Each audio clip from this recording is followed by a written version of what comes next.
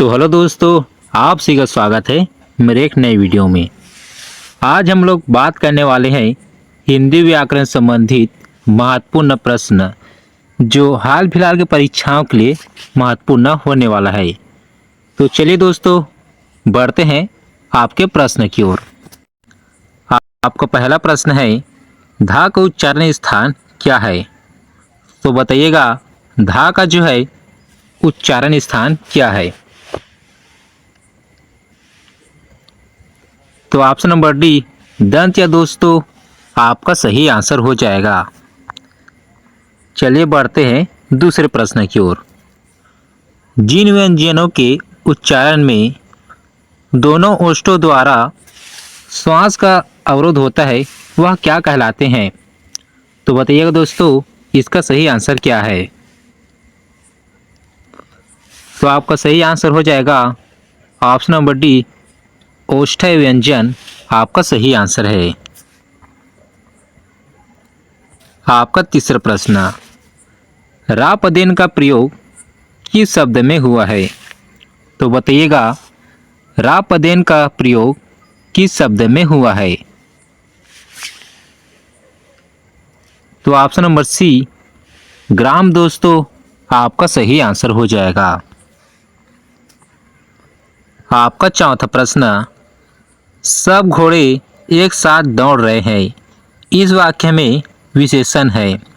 तो बताइएगा सब घोड़े एक साथ दौड़ रहे हैं, इस वाक्य में विशेषण क्या है? तो ऑप्शन नंबर डी अनिश्चित संख्यावाचक आपका सही आंसर हो जाएगा।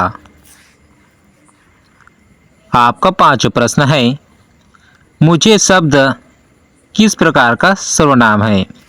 तो बताइएगा मुझे शब्द किस प्रकार का सर्वनाम है? तो ऑप्शन नंबर ए उत्तम पुरुष आपका सही आंसर हो जाएगा। आपका छठवां प्रश्न, अत्यधिक का विलोम शब्द होगा। तो बताइएगा दोस्तों अत्यधिक का जो है विलोम शब्द क्या होगा? तो ऑप्शन नंबर डी आपका सही आंसर हो जाएगा। चलिए बढ़ते हैं आपके अगले प्रश्न की ओर। अलमारी किस भाषा का शब्द है? तो बताइएगा अलमारी जो है किस भाषा का शब्द है? आपका ऑप्शन है अरबी, फारसी, पुर्तगाली, पश्तो। तो दोस्तों अलमारी जो है पुर्तगाली भाषा का शब्द है। ऑप्शन नंबर सी आपका सही आंसर हो जाएगा। आपका आठवां प्रश्न है, मैं अपने आप काम कर लूँगा, वाक्य में आप शब्द कौन सा सर्वनाम है? आपका ऑप्शन है पुरुषवाचक, संबंधवाचक, निश्चयवाचक, निजवाचक। तो बताइएगा दोस्तों इसका सही आंसर क्या है? तो आपका सही आंसर हो जाएगा ऑप्शन नंबर डी निजवाचक। आपका 19वां प्रश्न, गीता मन मन मुस्कुरा रही है, मन मन व्याकरण की दृष्टि से क्या है? आपका ऑप्शन है विशेषण, क्रिया विशेषण, संज्ञा, सर्वनाम। तो बताइएगा इसका सही आंसर क्या होगा? तो दोस्तों ऑप्शन नंबर बी क्रिया विशेषण आपका सही आंसर हो जाएगा। आपका 10वां प्रश्न है, एक बार कई बातों को दोहराते रहना वाक्यांश के लिए एक शब्द क्या होगा? तो बताइएगा एक बार कई बातों को दोहराते रहना वाक्यांश के लिए एक शब्द क्या होगा? अगर आपको इसका आंसर पता होगा तो प्लीज़ कमेंट बॉक्स में ज़रूर बताइएगा। आपका 11वां प्रश्न है, 4 दिन में किस प्रकार का विशेषण है? तो बताइएगा 4 दिन में जो है किस प्रकार का विशेषण है? तो ऑप्शन नंबर सी निश्चित संख्यावाचक विशेषण आपका सही आंसर हो जाएगा। आपका 12वां प्रश्न, सर्वनाम का संधि विच्छेद क्या होगा? तो बताइएगा सर्वनाम का जो है संधि विच्छेद क्या होगा?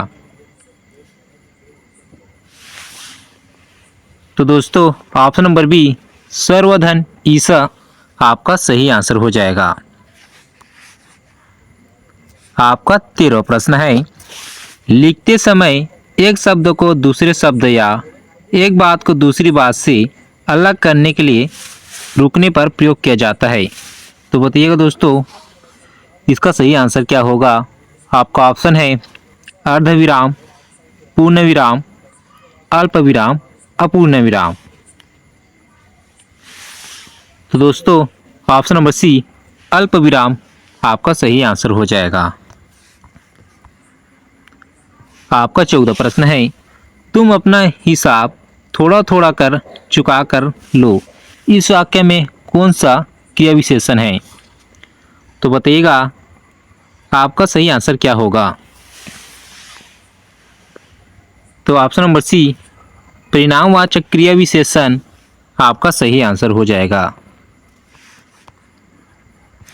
आपका 15वां प्रश्न, महाष्टि किसका पर्यायवाची शब्द होगा?